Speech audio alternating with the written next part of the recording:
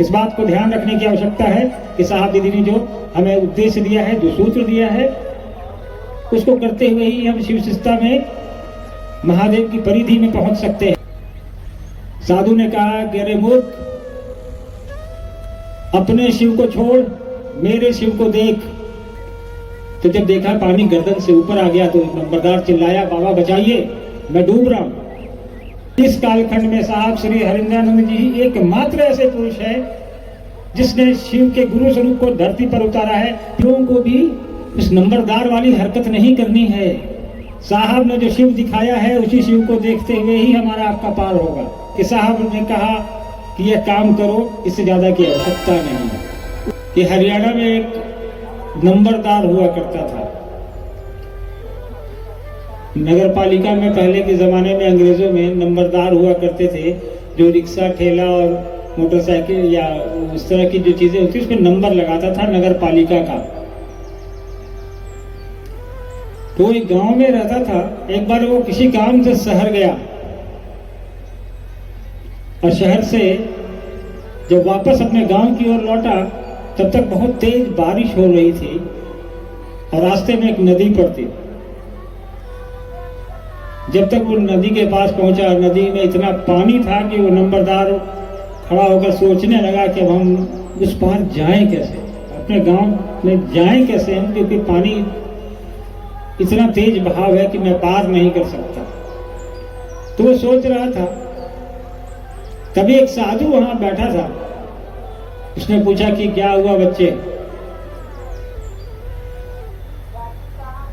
नंबरदार ने कहा, बाबा मुझे गांव जाना है, इस नदी में इतना पानी है और रात में कहां रुकूंगा, आसपास कोई गांव भी नहीं है, घर भी नहीं है, बहुत समस्या है। तो साधु ने कहा कि एक काम करो, जाओ वहां नदी के किनारे बालू का टीला है, वहां से दोनों हथेलियों में बालू भर के ले आओ। तो नंबरदार सोचा कि चलो कर लेते हैं, क्या जाता है, साधु बोल रहा है, ये भी करके देखते हैं।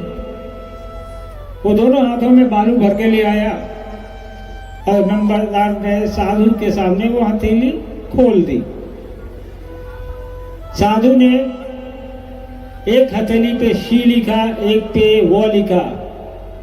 ये सच्ची घटना है, मैं आपको बता रहा हूं। और कहा दोनों को सटा लो, दोनों को चिपका लो। तो दोनों को चिपका लिया तो शी और वो मिलके हो गया शिव। कहा साधु ने कि अब तुम जाओ, इस शिव को देखते हुए तुम नदी पार कर जाओ। नंबरदार ने वैसा ही किया, हथेली को जोड़े हुए और शिव को देखते हुए जो साधु ने लिखा था इसकी हथेली पर बालू के ऊपर, और नदी पे जैसे ही उसने पैर रखा उसका पैर अंदर नहीं गया, वो पानी पे चलने लगा।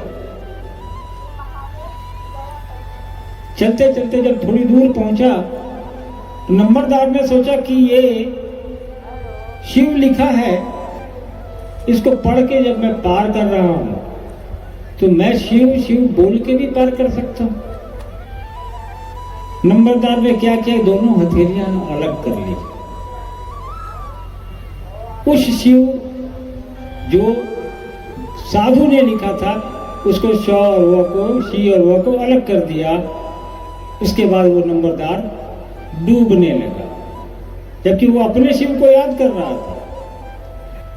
तो जब देखा पानी गर्दन से ऊपर आ गया तो नंबरदार चिल्लाया, बाबा बचाइए, मैं डूब रहा हूं। साधु ने कहा कि अरे मूर्ख, अपने शिव को छोड़ मेरे शिव को देख। हथेली उसने सटाई वापस और वो वापस सतह पर आ गया और उसने नदी पार कर ली। तो हम लोगों को भी उस नंबरदार वाली हरकत नहीं करनी है। साहब ने जो शिव दिखाया है उसी शिव को देखते हुए ही हमारा आपका पार होगा। इस बात को ध्यान रखने की आवश्यकता है कि साहब दीदी ने जो हमें उद्देश्य दिया है, जो सूत्र दिया है, उसको करते हुए ही हम शिव शिष्टता में महादेव की परिधि में पहुंच सकते हैं, उनके आश्रय में पहुंच सकते हैं। ऐसा इसलिए कि इस कालखंड में साहब श्री हरिंद्रानंद जी ही एकमात्र ऐसे पुरुष है जिसने शिव के गुरु स्वरूप को धरती पर उतारा है। पिछले 3000 साल के इतिहास में नहीं दिखता है।